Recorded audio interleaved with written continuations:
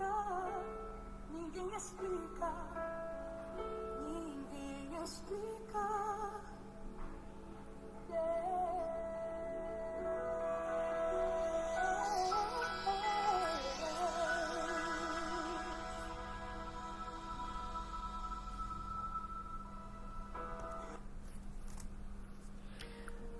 Olá, queridos, bom dia, a paz, tudo bem? Estamos aqui mais uma vez, mais um domingo, para mais um estudo aqui da Palavra de Deus, e nós vamos continuar o nosso estudo sobre a Epístola do Apóstolo Paulo aos Romanos. Nós começamos na semana retrasada, nós tivemos aí um intervalo por conta da ceia, da celebração da ceia, mas nós tivemos já 2 aulas a respeito da Epístola aos Romanos, capítulo 1, introdução ao capítulo 1, depois capítulo 2. Se você não acompanhou, fica a dica aqui, está disponível as aulas lá no YouTube também. E hoje nós vamos dar continuidade e o nosso objetivo é analisar em conjunto aqui hoje os capítulos 3 e 4 da carta aos Romanos. Mas antes de fazer a leitura aqui do texto, e já agradecendo aí a todos os que estão nos acompanhando, você que está compartilhando essas aulas, e o nosso objetivo aqui não é de simplesmente fazer número, mas é que as pessoas, principalmente aqueles que fazem parte ali do nosso convívio, que tinham o hábito de estar aos domingos nas capelas ou na catedral, ali no nosso prédio de educação, acompanhando a escola dominical, que possam, durante esse período, também ter um tempo aqui de meditação, de estudo da palavra, não é? Então, esse é o objetivo, por isso que eu peço que você possa compartilhar, que você possa falar aí com você que é professor, enviar também aos seus alunos para que eles possam ter acesso também a esse estudo.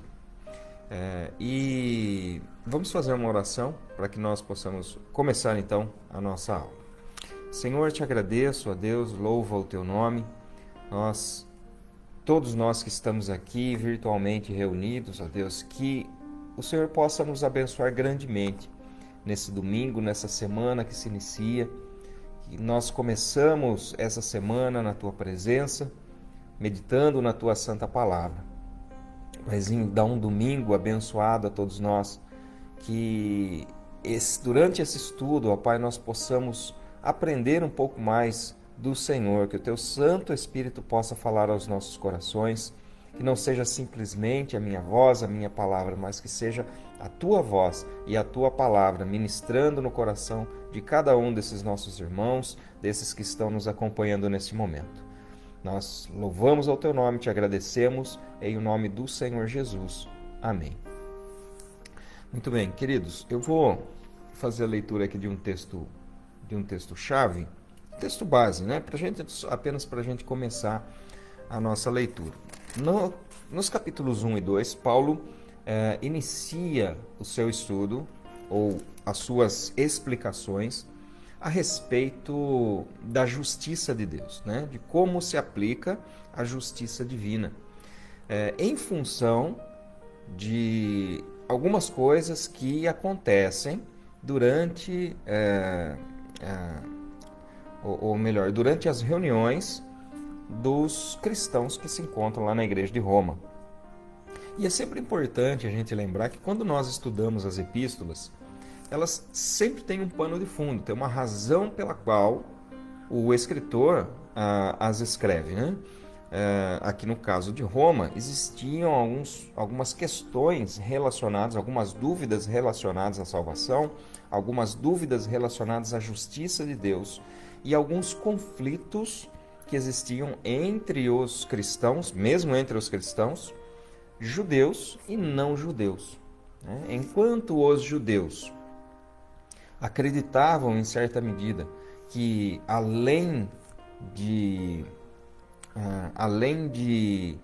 crer em Jesus como seu suficiente Salvador, crer em Jesus como sendo o Messias, o enviado de Deus, era necessário que se cumprisse alguns rituais da lei judaica.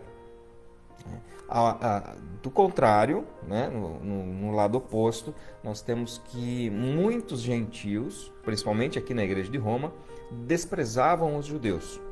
Né? Desprezavam os judeus no sentido de que ele teria sido o povo escolhido, mas que não era mais o povo escolhido. E agora, eles teriam negado a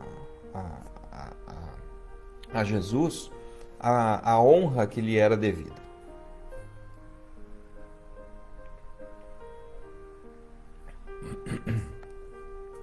Então, existia esse conflito lá na igreja de Roma em relação a essa questão. E Paulo vai escrever várias vezes sobre essas divisões que existiam na igreja primitiva, na igreja daqueles dias.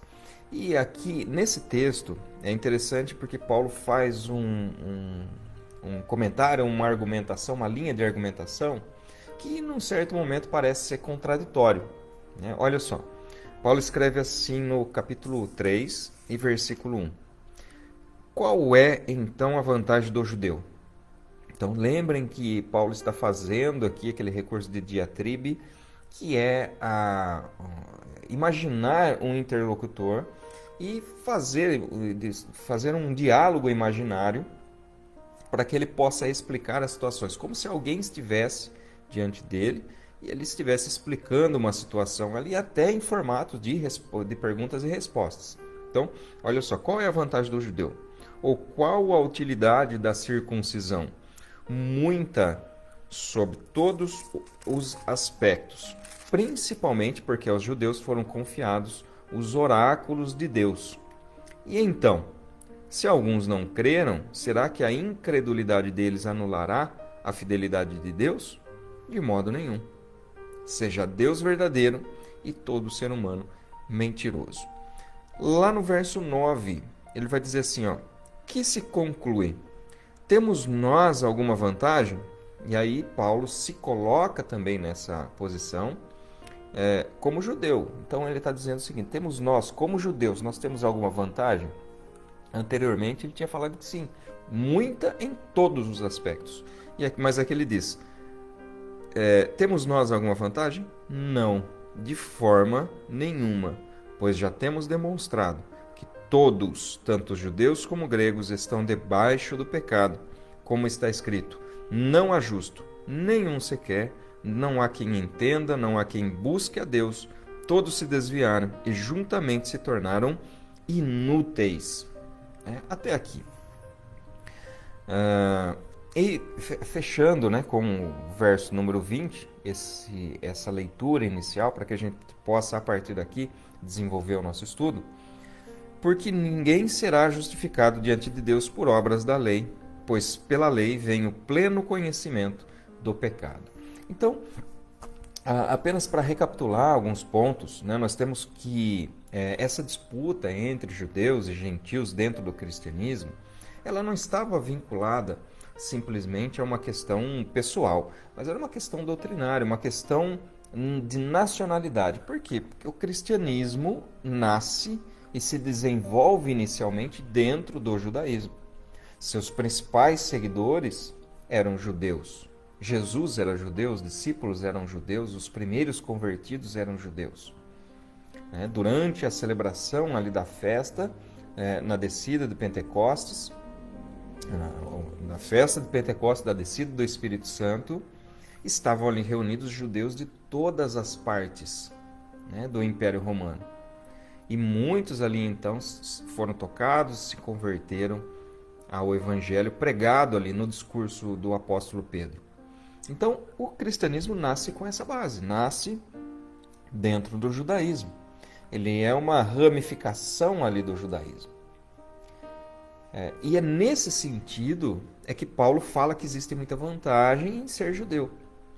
Ora, nós temos José de Arimateia, por exemplo, que guardou o corpo de Jesus, era membro do Sinédrio.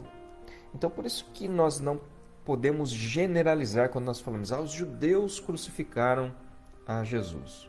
Os judeus crucificaram a ele. Muito bem.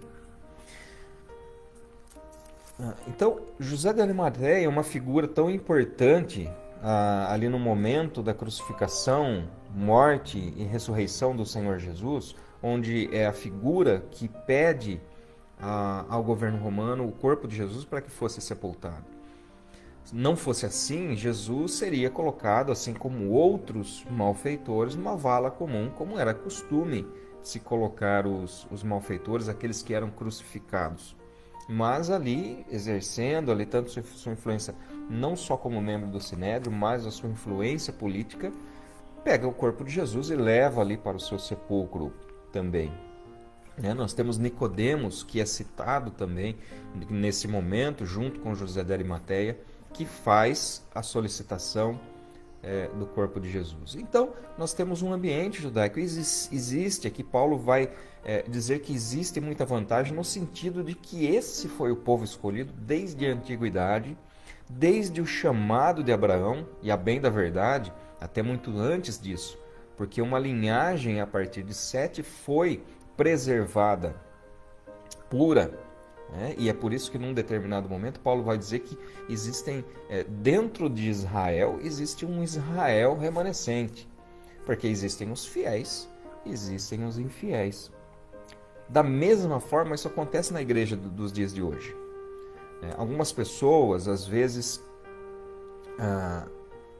olham para a igreja, eu estou falando não só de pessoas dentro da igreja, mas também aquelas que não fazem parte da igreja. Olham e têm uma visão em função do que algumas pessoas acabam fazendo, do que algumas pessoas acabam falando, ensinando, como sendo o padrão ali então do Evangelho. E acabam por essas ações, por essas palavras, denegrindo a imagem do próprio Evangelho. Mas isso não é o Evangelho. O Evangelho é aquilo que é apresentado aqui na Palavra de Deus. Por isso que nós temos uma teologia tão rica colocada aqui pelo apóstolo Paulo, não só na Epístola aos Romanos, mas em todas as cartas que ele escreve. Colocando aqui não só questões de doutrina, questões doutrinárias, questões profundamente teológicas, o apóstolo Paulo escreveu muito mais do que aquilo que está aqui na nossa Bíblia. O próprio Pedro vai dizer que muitas coisas que Paulo falava era difícil de compreender, mas nós temos a graça de Deus por meio do Espírito Santo para compreender as questões espirituais. Então, quando o apóstolo Paulo ele fala a respeito da doutrina, mas também fala a respeito de questões práticas da vida cristã. E para que nós possamos compreender a vida prática, é necessário que nós compreendamos então essa teoria, vamos dizer assim, essa teoria do Evangelho.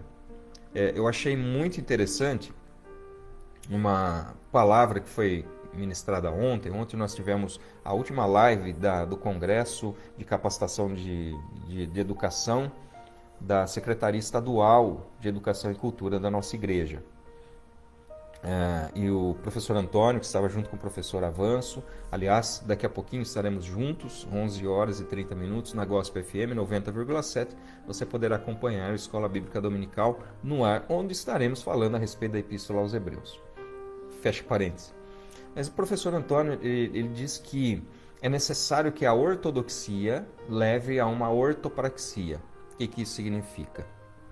A ortodoxia é a doutrina correta, mas a doutrina correta em si mesma, o conhecimento da doutrina correta, ela não gera uma transformação propriamente, mas ela conduz, ou deve conduzir a uma prática correta, a ortopraxia, a uma prática correta. Aquilo que nós aprendemos, aquilo que nós ouvimos, devemos praticar e devemos colocar em prática. Então o apóstolo Paulo vai falar a respeito disso.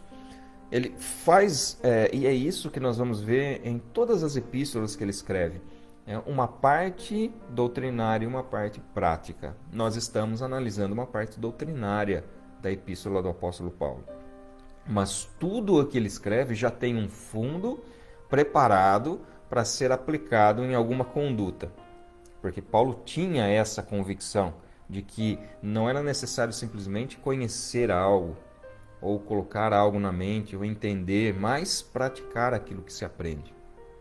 Então, voltando aqui para o texto, quando ele fala a respeito da vantagem de ser judeu, ele está combatendo um problema que existia na igreja, de rejeição ao judaísmo, de rejeição ao povo que Deus havia escolhido, para que dele pudesse vir o Messias. É certo que esse povo, em muitas ocasiões, fez aquilo que era errado. É só analisar um pouco da história do povo judeu, né, dentro do contexto bíblico, e nós vamos analisar que muitas coisas, em muitos momentos, fizeram coisas erradas. Mas Deus, por meio da correção, e Deus corrige aquele que Ele ama, trouxe Israel novamente, ou o remanescente de Israel, né, dentro de um caminho para que pudesse dali vir então o Messias. Alguns crucificaram a Jesus? Claro, né? Sim, mas nós não podemos dizer os judeus crucificaram a Jesus como que generalizando. E é isso que Paulo está dizendo aqui, né? Porque existe muita vantagem em ser judeu, porque a eles foram confiados os oráculos de Deus. Quando nós analisamos o próprio Jesus dizendo a respeito da videira e das varas, e posteriormente, né, nós vemos até na doutrina do próprio apóstolo Paulo falando isso, nós somos como que varas enxertadas ali na videira. Então nós temos uma videira que representa ali a palavra de Deus. E esses ramos naturais que cresceram ali nessa videira, que são os judeus. Porém, alguns, por causa da sua incredulidade, foram cortados. E no lugar desses que foram cortados, nós que somos, em algumas versões, chamados de ramos de zambujeiro ou de oliveira brava, né, enxertados ali então na videira, podemos produzir um fruto que é digno da árvore em si. E até ele vai dizer o seguinte, ó, se Deus não poupou os ramos naturais, nós temos que tomar cuidado para que nós também não sejamos poupados. Ué, se Deus cortou os ramos naturais, será que por causa da minha injustiça, da minha incredulidade, eu também não serei cortado? Então nós somos enxertados na videira verdadeira, que vem da raiz, né, do judaísmo, da crença judaica, em função de que o cristianismo nasce dentro do judaísmo. Então existe muita vantagem. Porém, Paulo vai dizer aqui sobre a justificação pela fé. E aí a gente vai entrar depois no capítulo 4 também, falando a respeito disso, né, dando alguns exemplos aqui, um deles, Abraão. E Abraão, que não é citado somente aqui em Romanos, mas lá em Hebreus também, né? Em Hebreus é citado vários personagens. Aqui nós vemos Abraão sendo citado como um exemplo de fé, de alguém que não foi justificado pela sua nacionalidade, mas é alguém que foi justificado pela fé exercida nas promessas de Deus. E aqui, deixa eu explicar para você o que é fé. Nós temos lá em Hebreus, capítulo 11, verso 1, dizendo o seguinte: a fé é o firme fundamento das coisas que esperam e a certeza daquilo que não se vê.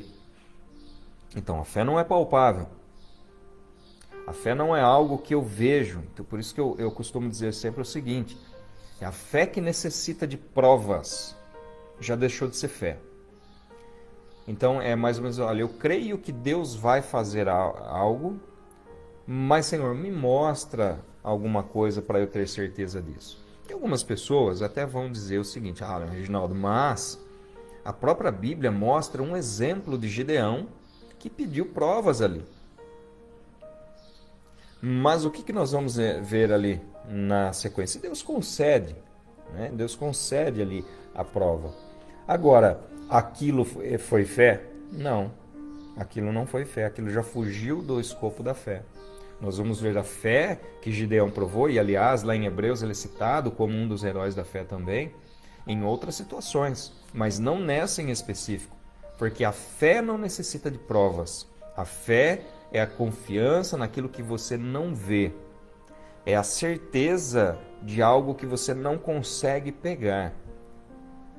quando nós necessitamos de algo visível, de algo palpável, de algo que é aprendido pelos sentidos naturais, então nós já não estamos exercendo fé. Mas nós exercemos fé quando cremos naquilo que nós não vemos, baseado única e exclusivamente numa palavra de Deus. E aí eu vou explicar por que Abraão então é justificado pela fé.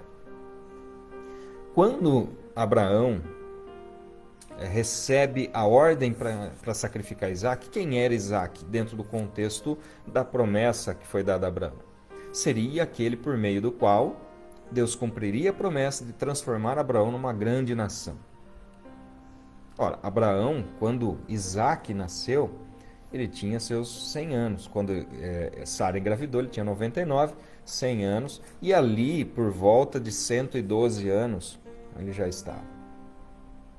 Então nós vemos que com 99 anos já existia uma grande dificuldade de que Abraão acreditasse naquilo que Deus havia falado para ele.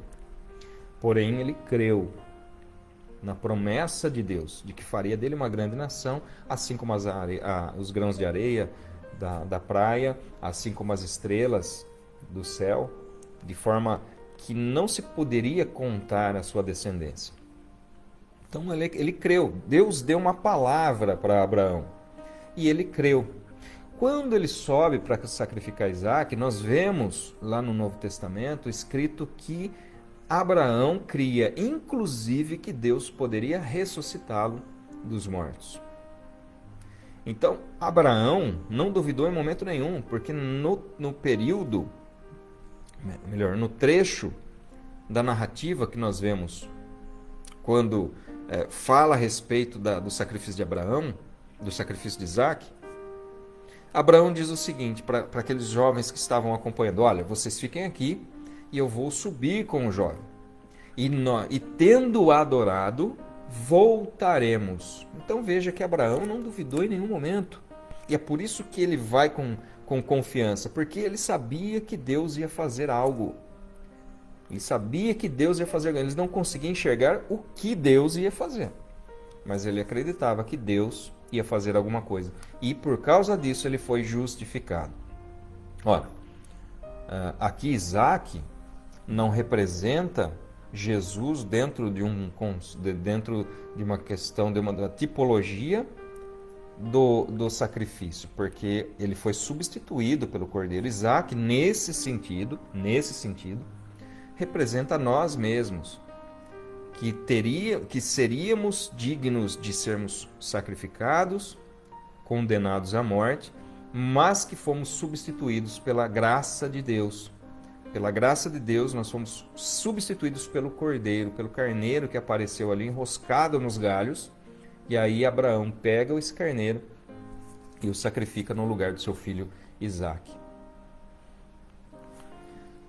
Então a fé é a confiança na palavra de Deus. Ou melhor, a fé é a confiança na fidelidade de Deus em relação à sua palavra. Olha, Deus prometeu e Deus é fiel para cumprir. Nós podemos ser infiéis, mas Deus sempre será fiel. E aqui na segunda parte, então, quando ele vai falar, olha, nós não temos vantagem nenhuma, então temos vantagem? Sim, porque fazemos parte do povo por meio ao qual foi confiado os oráculos de Deus, ou as profecias de Deus, ou separado ali como povo escolhido, por meio do qual o Messias viria. E o Messias veio. Agora, em relação à salvação, em relação à justificação, e aí, nesse meio, entre os versículos 5 e 8, o apóstolo Paulo vai explicar a respeito da justiça de Deus relacionado a ira. Olha, Deus não seria injusto em derramar a sua ira sobre os infiéis, sendo eles judeus ou não. E aí é que ele vem falar, olha, então, que vantagem nós temos?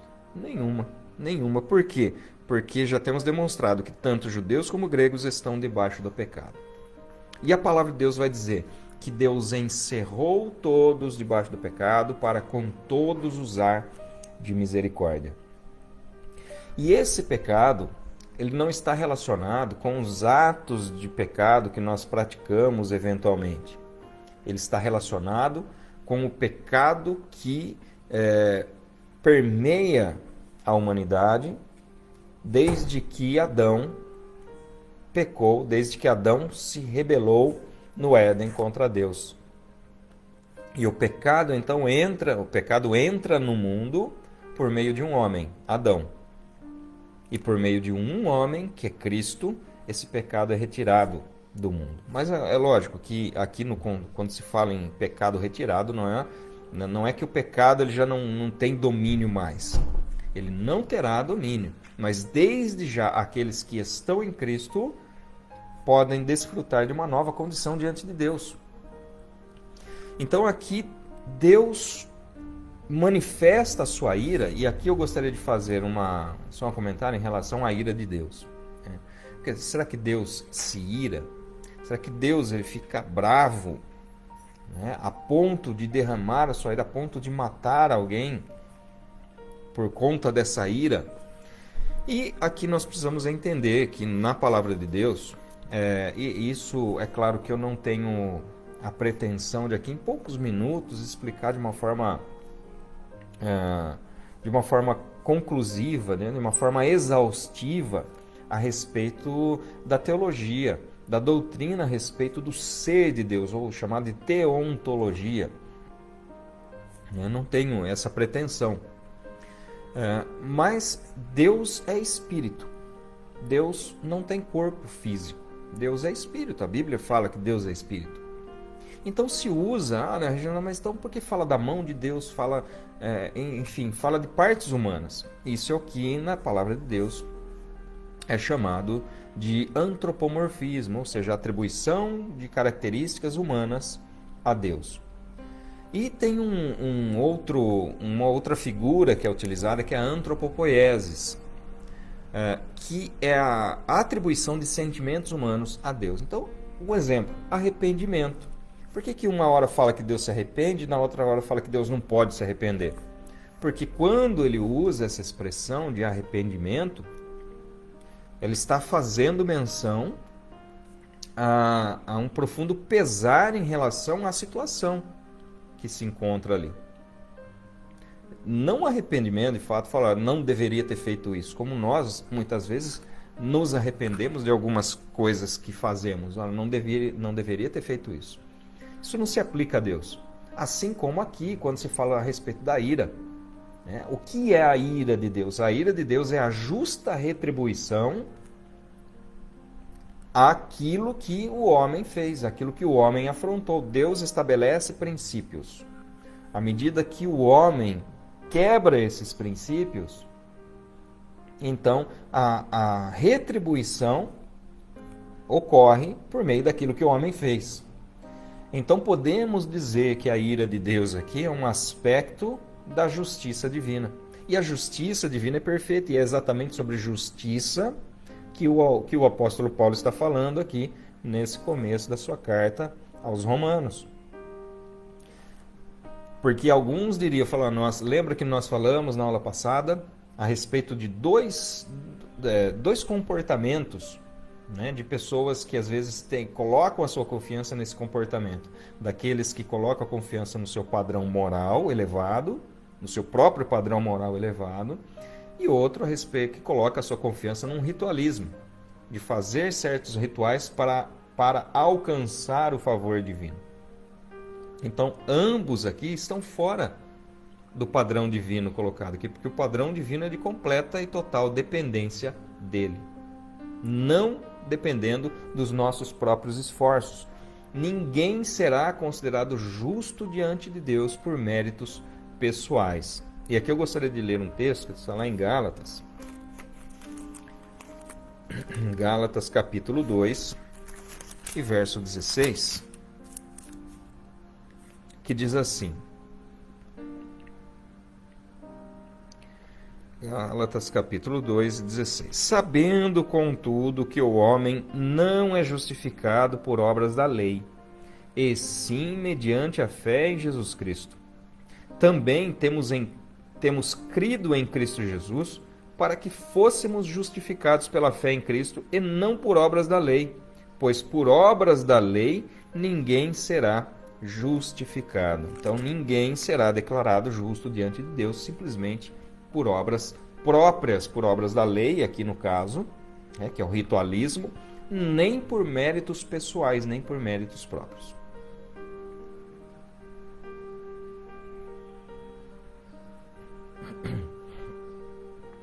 Então veja, né, eu queria concluir essa parte primeiramente, né? Como eu disse, nós temos uma parte doutrinária e uma parte prática. Para que eu possa concluir esse pensamento e nós falarmos um pouco a respeito das questões práticas realmente da nossa fé, de que forma isso pode influenciar na nossa vida cristã, na nossa caminhada cristã, né? O que isso efetivamente reflete na minha vida. Porque alguém pode estar dizendo, olha, o que você disse aí até agora, eu até já imaginava isso, já pensava a esse respeito, né? Que a salvação vem de Deus, a justificação vem de Deus, mas existem nuances aqui no texto que às vezes na nossa vida não percebemos, não nos atentamos para essas questões. E acabamos tropeçando exatamente nessas nuances que às vezes no nosso dia a dia nós falhamos em identificar algumas condutas que nós temos relacionadas exatamente a isso. Relacionadas à forma com que Deus nos justifica, a forma com que Deus nos enxerga. Talvez você lembre também que na aula passada eu disse que Deus não tem expectativas exageradas sobre nós. O viver para agradar a Deus não é um viver de sacrifícios pessoais. O viver para agradar a Deus é uma vida de obediência, porque Deus não tem prazer, não tem tanto prazer em sacrifícios quanto Ele tem em que se obedeça a sua voz, a sua mensagem, a sua palavra. E a sua palavra está aqui revelada a nós. Por isso é que o apóstolo Paulo faz essa longa introdução doutrinária aqui na Epístola aos Romanos sobre a questão da justificação pela fé. Né? Lembra aquele texto original, Romanos 1,17? O justo viverá por fé. Esse é o texto-chave a partir do qual todo o contexto de Romanos é desenvolvido. Né? Então, você pode reparar aqui que Paulo não está dizendo aqui que esses conceitos eles são desconhecidos. Mas é interessante porque Paulo, no verso número 21, ele vai dizer assim, mas agora sem lei a justiça de Deus se manifestou, sendo testemunhada pela lei e pelos profetas. Então ele diz o seguinte, olha, tudo que eu estou explicando para vocês não seria nem necessário, porque vocês já têm todos esses princípios na lei e nos profetas, porque a lei e os profetas falam exatamente a respeito disso. Mas vocês não estão entendendo a esse respeito.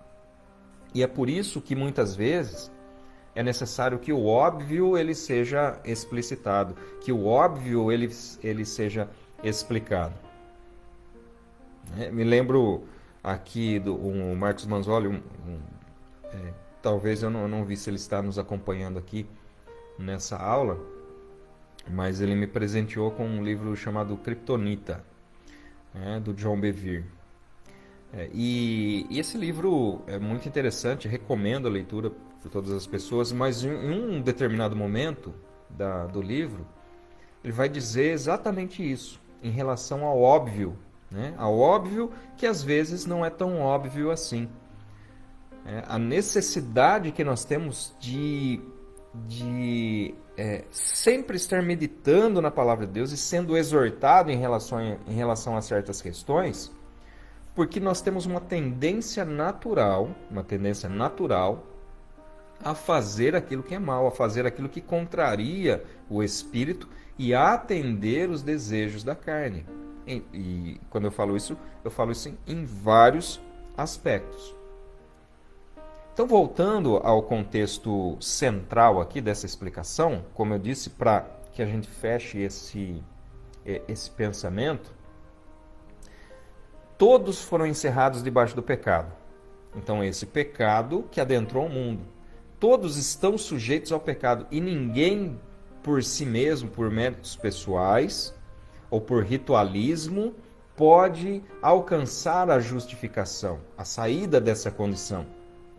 E aí, eu não lembro se eu disse isso em aulas anteriores ou não, mas vou repetir aqui, caso eu disse, vou repetir aqui.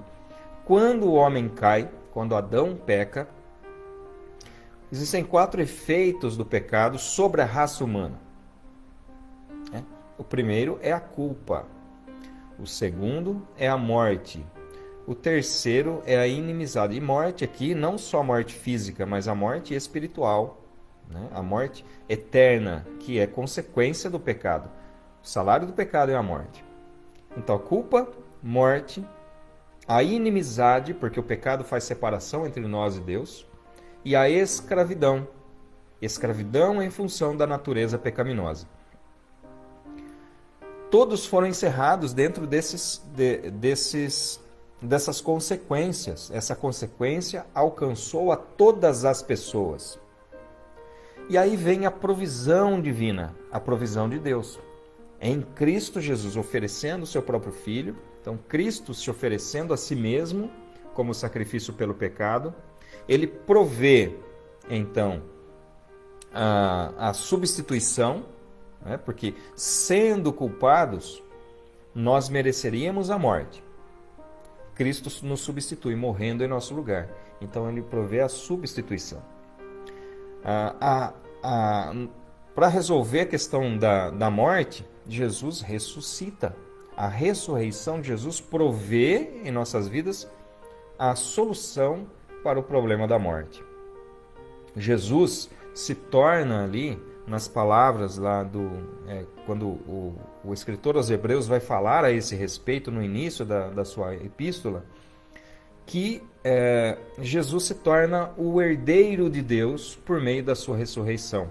Então, se tornando herdeiro, ele restaura, ele promove a possibilidade de que nós sejamos co-herdeiros em Jesus.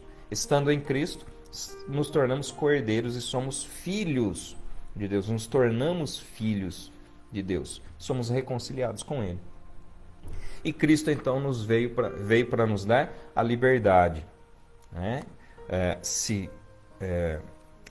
O Senhor Jesus diz: eu sou o caminho, a verdade e a vida, e conhecereis a verdade, e a verdade vos libertará. Se, pois, o Filho vos libertar, verdadeiramente sereis livres. Rompe com o seu sangue, ele paga o preço, com a redenção ele paga o preço da nossa escravidão. Nós antes éramos escravos do pecado, Jesus com o seu sangue nos compra e nos leva a um estado de liberdade. Nos leva para Ele mesmo e nos põe em liberdade. Mas essa é a provisão, é aquilo que Cristo fez gratuitamente e voluntariamente para toda a humanidade. Agora, é necessário que, para que nós tenhamos acesso aos efeitos dessa provisão, nós nos aproximemos de Deus com fé. E essa fé, então, faz com que nós tenhamos acesso às consequências dessa provisão. Então, veja, o problema, a provisão. Mas as consequências para serem aplicadas nas nossas vidas, é necessário o exercício de fé. Lembra o que é fé? Fé é a confiança na fidelidade de que Deus tem em relação àquilo que Ele prometeu. Então nós alcançamos a graça de Deus por meio da fé. E alcançando a graça de Deus, uma das características é exatamente a justificação, que a justificação nós nos tornamos justos diante de Deus. Não por meio daquilo que nós fazemos, mas por aquilo que Ele fez graciosamente pelas nossas vidas. Muito bem, fechado. Isso é o primeiro aspecto, Então, só para citar os 4 aspectos, A justificação, que resolve o problema da culpa, pela substituição de Jesus. Nós temos a santificação, ou melhor, a reconciliação, que resolve o problema da inimizade. nós temos a regeneração que resolve o problema da morte. A regeneração, nós somos feitos novas criaturas. Somos gerados novamente em Deus, espiritualmente. E a santificação, que é o último aspecto, que a santificação é que nos dá a liberdade. Nós somos separados, então. A palavra santificação significa separação. Nós somos separados para Deus. Separados para Deus. Saímos de um período de escravidão e temos agora a liberdade. E a partir desse momento, já antecipando um pouco daquilo que Romanos fala, lá em Romanos 8,16, vai dizer que o Espírito testifica em nós que somos filhos de Deus. E se ele testifica em nós que somos filhos de Deus, podemos ter a convicção, a certeza, a fé, né, a confiança na fidelidade daquilo que Deus prometeu, de que nós alcançaremos então a redenção completa em Cristo, quando ele voltar para buscar aqueles que são seus. Então, eu alcanço a justificação, eu alcanço a justiça de Deus por meio de méritos pessoais? Não. Por meio simplesmente de boas ações? Não. Eu alcanço por meio de um ritualismo relacionado ou não com a palavra de Deus? Não. Eu não alcanço a justificação, mas alcanço simplesmente, graciosamente, pela provisão que Jesus nos deu. Deus nos deu por meio do seu Filho Jesus. Nós alcançamos isso. E aí, indo agora para um aspecto final, aliás, só fazer a leitura de mais um texto aqui, Romanos capítulo 4, no verso 10, diz assim: como, pois, lhe foi atribuída, falando aqui a respeito da fé, da justificação de Abraão, estando ele já circuncidado ou sendo ainda incircunciso? Não foi no regime da circuncisão, mas quando ele ainda não havia sido circuncidado. E Abraão recebeu o sinal da circuncisão como selo da justiça, da fé que teve quando ainda não havia sido circuncidado. Então, olha só, capítulo 4 aqui vai dizer o seguinte: qual é o selo da fé? Então, a fé veio primeiro. A justificação veio antes. Depois veio um sinal colocado em Abraão que o identificava como sendo propriedade de Deus. Aliás, a circuncisão ela tem esse fator essencial dentro do povo hebreu, dentro da história do povo hebreu, que é servir como um selo de identidade, de identificação. Através desse selo, eles mostrariam que pertenceriam ao Senhor. E eu acabei de dizer aqui qual é o selo que nós recebemos, que nós temos, não por meio da circuncisão, mas por meio do Espírito Santo que se liga a nós, que se liga ao nosso espírito, a partir do momento que nós exercemos fé. Então, mais uma vez aqui, a fé é anterior.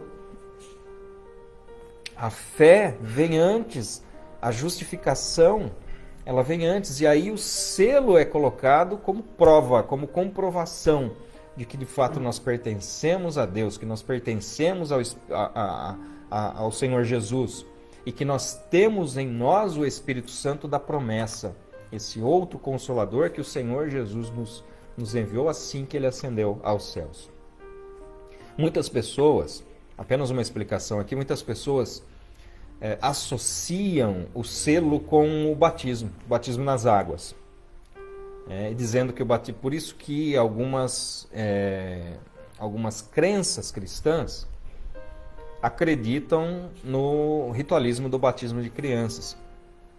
E o batismo de crianças, porque eles relacionam com o selo, com a circuncisão. Assim como o menino, aos 8 dias era circuncidado, então assim o recém-nascido tem que ser levado ao batismo para se agregar ali, ser agregado à fé cristã. Ora, a fé exige consciência. Como uma criança pode crer? E é por isso que nós temos o hábito, por exemplo, no nosso caso, e em muitas igrejas cristãs, o hábito de apresentar as crianças como forma de simbolismo exatamente dessa consagração a Deus. Mas isso não implica na salvação em si da criança.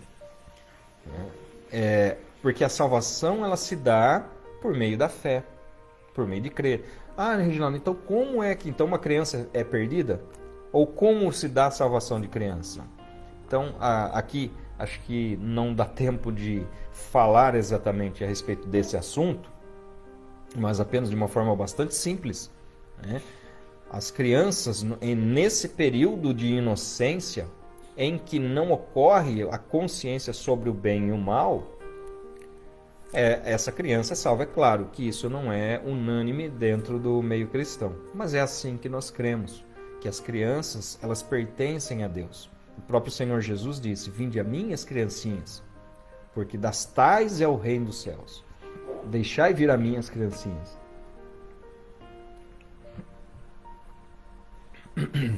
E em outro momento fala, da boca das crianças sai o perfeito louvor. Por quê? Exatamente por causa da inocência das crianças até uma determinada idade. Crendo, tendo consciência, é necessária uma decisão pessoal. Filho de crente não é crente. Filho de cristão não é cristão. A pessoa se torna cristã voluntariamente e conscientemente, quando tem consciência de ter sido tomada a sua decisão. E aí é que entra a responsabilidade maior ainda dos pais cristãos em relação aos seus filhos, de cuidá-los, de ampará-los no sentido espiritual e regá-los, cercá-los ali de oração, né, para que eles possam estar ali, então, protegidos e amparados espiritualmente pelos pais. Mas o ponto que eu gostaria... Então, feita essa explicação, né, do selo, o que é o selo? Então, o que é o equivalente à circuncisão?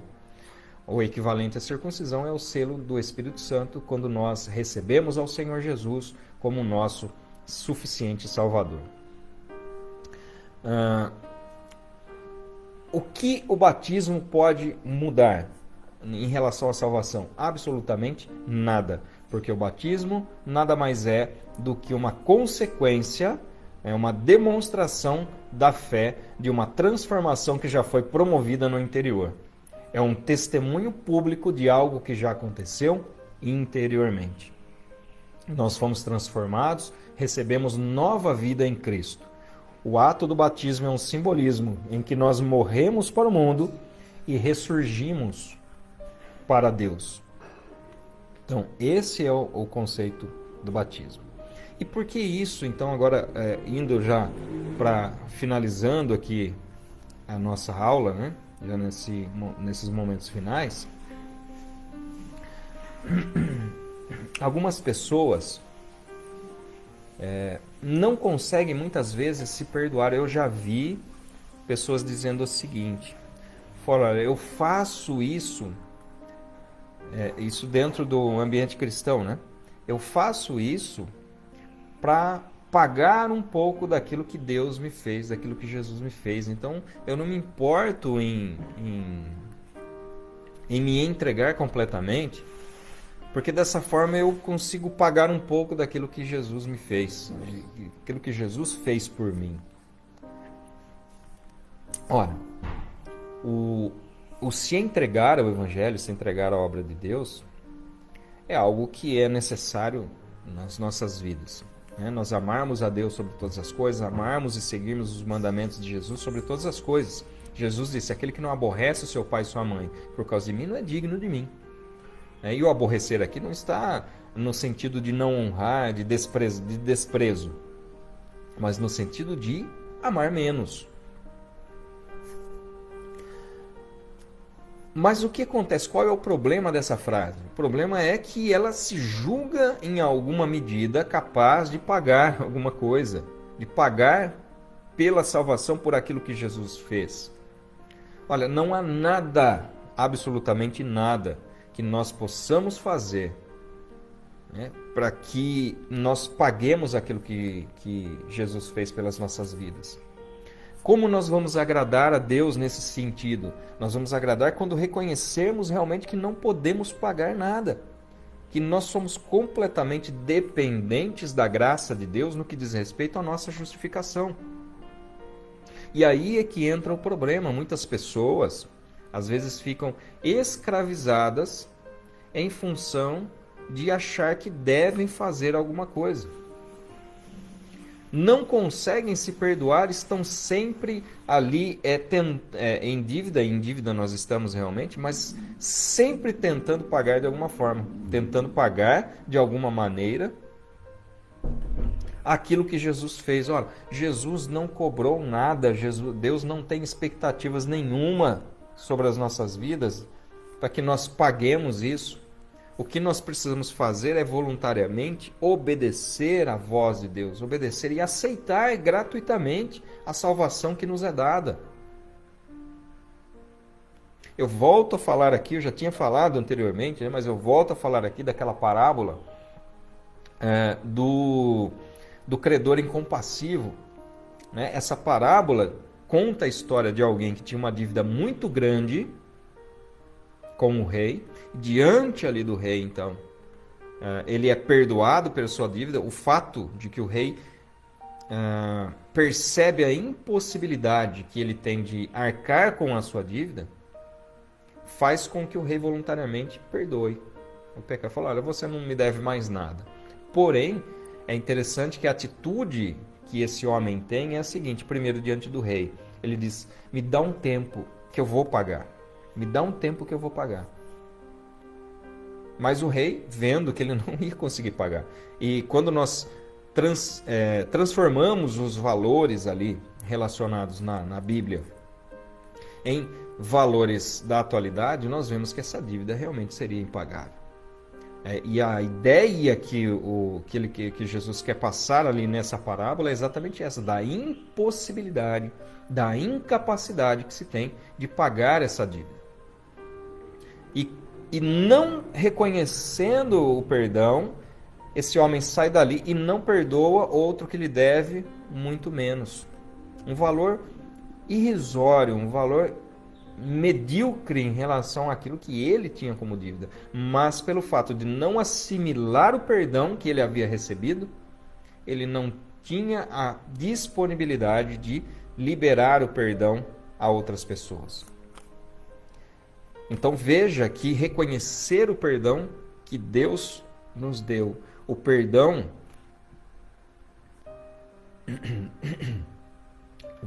que nos foi dado,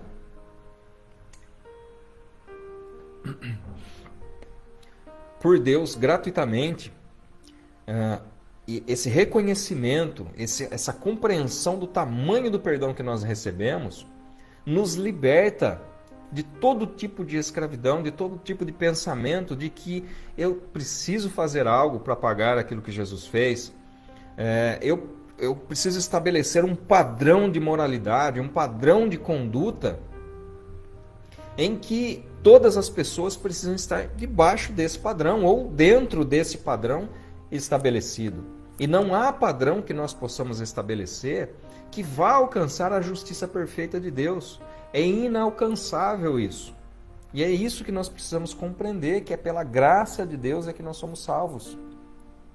Nós somos perdoados. E quando alguém me ofende, eu tenho mais facilidade em perdoar quando eu percebo que a ofensa dessa pessoa em relação a mim é muito inferior à minha ofensa em relação a Deus no que diz respeito ao pecado, no que diz respeito à minha condição pecaminosa. E aí eu compreendendo que tão grande pecado gerou tão grande graça sobre a minha vida. O que é um perdão devido a alguém que talvez tenha feito algum mal? E é por isso que o perdão é tão necessário na vida do cristão. Ele é essencial para que o cristão possa viver de uma forma plena, de uma forma livre diante de Deus. Agora, para que nós possamos ter liberdade, possamos ter facilidade em perdoar, nós precisamos também compreender o tamanho do perdão que nós recebemos de Deus. Livremente, gratuitamente, graciosamente e voluntariamente da parte de Deus. Estou fechando aqui então, nós vemos que Romanos 3:20, não há obras que nos tornem quites com Deus. Não há nada que nós possamos fazer que nos torne quites com Deus. Romanos 3:29, não há nacionalidade que nos torne quites com Deus. Então não é sangue, não é o fato de ser judeu, não é o fato de ser filho de cristão que nos torna cristãos. né? Isso não nos torna quites com Deus. Romanos 4,10. Não há ritual que nos tornem quites com Deus. Não há nada que eu possa fazer. Falar, olha, eu vou fazer isso, eu vou jejuar, eu vou orar. Olha, isso tudo faz parte da vida cristã, mas não está relacionado com a justificação. Não há nenhum tipo de ritualismo. Eu vou de joelho daqui, não sei aonde, para pagar minha dívida com Deus, para me justificar diante de Deus. Não vai adiantar nada. Não vai adiantar absolutamente nada. Romanos 4,14. Não há herança espiritual que nos torne quites com Deus. Então, a salvação não é adquirida como herança. É algo que é alcançado pela fé. E capítulo 4, versos 11 e 12, que foi... eu li um deles, que é o 11, e Abraão recebeu o sinal de circuncisão como selo da justiça, que teve quando ainda não havia sido circuncidado. E isto, para que ele viesse a ser o pai de todos os que creem, embora não circuncidados, a fim de que a justiça fosse atribuída também a eles. Então, capítulo 4, versos 11 e 12, perdão. Há uma obra, há uma nacionalidade, há um rito e há uma herança. Então veja, obras não nos tornam quites com Deus. Nacionalidade não nos torna quites com Deus. Ritual não nos torna quites com Deus. Herança espiritual não nos tornam quites com Deus. Mas há uma obra, há uma nacionalidade, há um rito, há uma herança espiritual que nos torna quites com Deus. Aquela que provém da fé. Aquela que vem da nossa fé no Senhor Jesus. Muito bem, olha, o que nós tínhamos para falar a esse respeito, eu espero que a transmissão tenha corrido aqui tudo bem, né? E eu vejo aqui que muitas pessoas então nos acompanharam, né? Eu louvo a Deus pela vida de cada um de vocês.